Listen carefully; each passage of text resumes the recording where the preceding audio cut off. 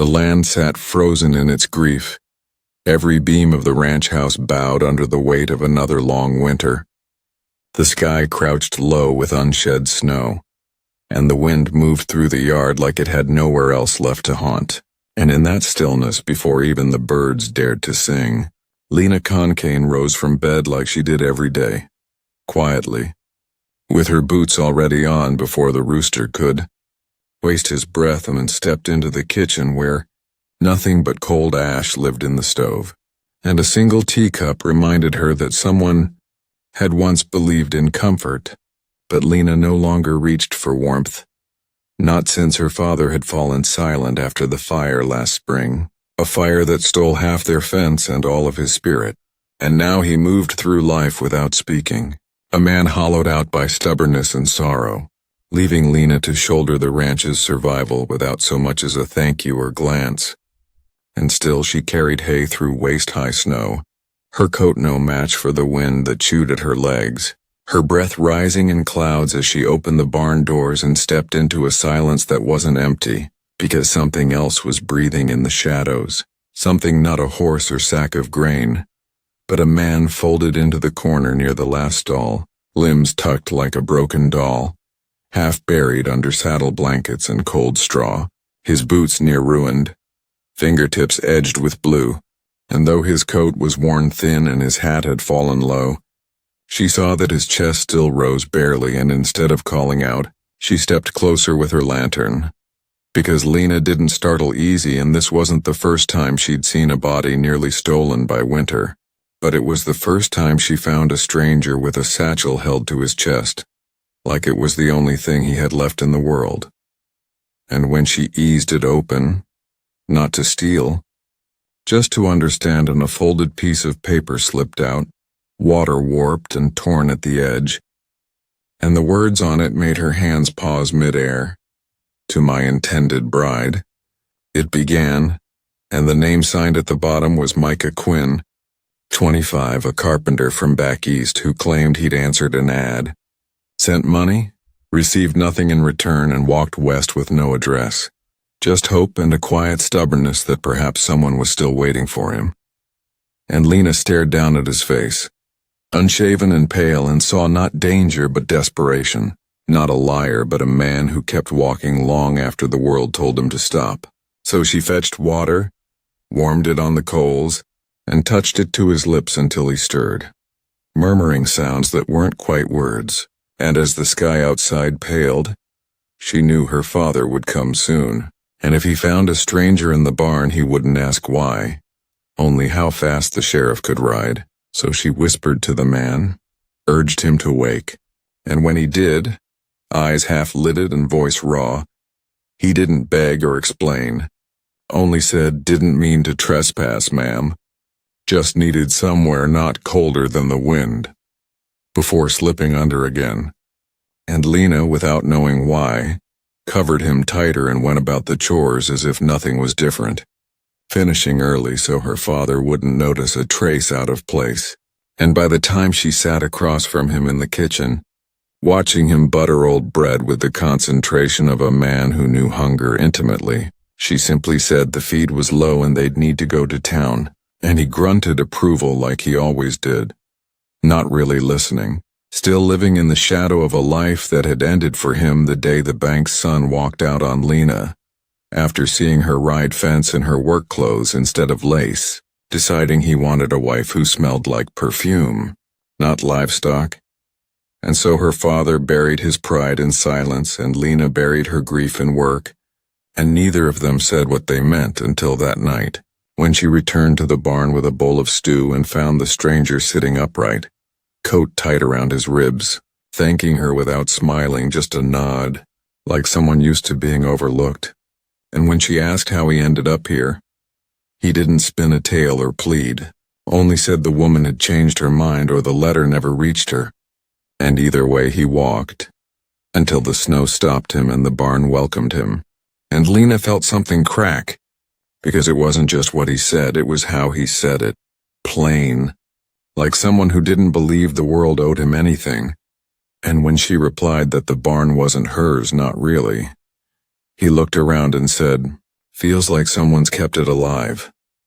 And that was when she realized she hadn't just been surviving. She'd been building something, even if she didn't know it. And Micah, without being asked, started helping. Fixing a hinge that squealed. Mending the gate. The cattle leaned on, stacking wood with calloused hands that didn't need instruction. And her father noticed, though he said nothing, only raised a brow and muttered, "That man with the dog eyes, what's he doing here?" And she replied flatly, "Just needed somewhere to warm up." And when asked if he planned to leave, she looked out the window and saw Micah elbows deep in the water trough, scrubbing with purpose, and said, "Don't think he's planning much at all." And her father grunted again. Not approval, but not protest either, and day by day, Micah moved from stranger to shadow, shifting from the barn to the bunkhouse without being told, the way some things just find where they belong. And Lena found herself walking slower near the bunkhouse, lingering near its light, pretending the extra blanket she left on the cot came from Granny Myrtle. And every time Micah thanked her for another bowl of stew or a clean towel, he said it like a man not used to being seen. And one night she caught him reading the letter again, creases deep from folding, and she stood in the doorway watching him, not because she didn't trust him, but because she didn't trust herself. And when she whispered his name alone later, it didn't sound strange, it sounded like something she might grow used to. And days passed like that, chores and glances, firewood and silence, until one morning her father waited on the porch, hands in his coat, voice low and accusatory. "That man, you doing something with him?" And Lena, not flinching, replied, "He was freezing." And when he pressed, "That ain't an answer," she said, "He's just here." And her father growled, "Men don't just show up. They come wanting." And Lena, for the first time in years, bristled and said, "Maybe he's just tired. Same as us." And her father looked at her then like he didn't recognize her, like he couldn't figure out when she stopped being a girl he needed to protect and became a woman who made her own calls. And later that day, as Micah and Lena worked near the smokehouse hanging cuts of meat, she asked if he always worked like this, and he shrugged, "Don't know how to stop." And when she asked about the letter, he just said the bride never answered. And he didn't blame her. He wasn't much of a prize, no shop, no land, no future, just hands in motion. But he came anyway because stopping didn't feel right and Lena didn't say anything.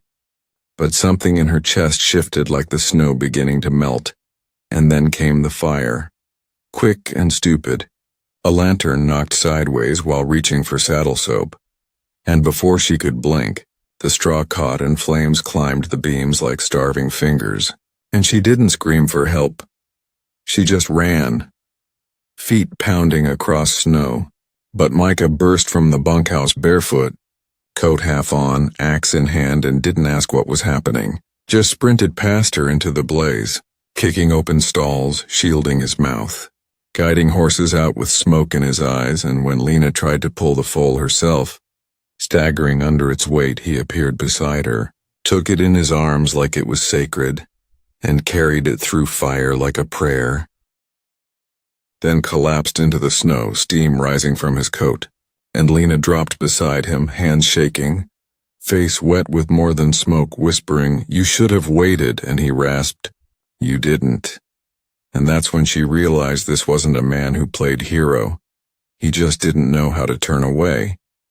And they stayed there, side by side, until the flames died down in the barn. Those scorched, still stood. And that night she tended his burned hands with salve and rags, and when he winced, she smiled and said, "You saved her." And he shrugged. Didn't think. Just moved. And when she asked why he never stayed anywhere before, he said, "No one ever gave me reason."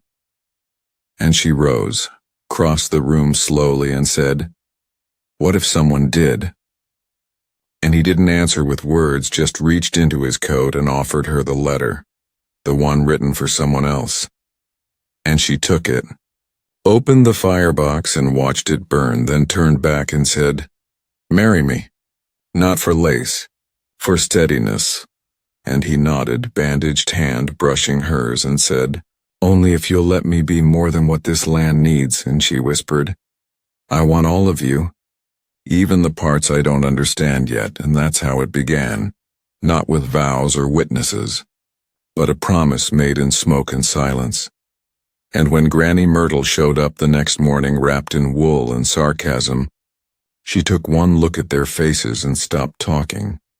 And by the time the sun rose high, they stood beside the frozen creek, Lena without a ring and Micah without a speech. But when they looked at each other, it felt like the land itself was watching, and after Myrtle called them husband and wife, they didn't kiss. They just pressed their foreheads together and breathed the same air like they'd been doing it forever. And later, when her father saw them walking back to the house, he didn't reach for his gun or shout.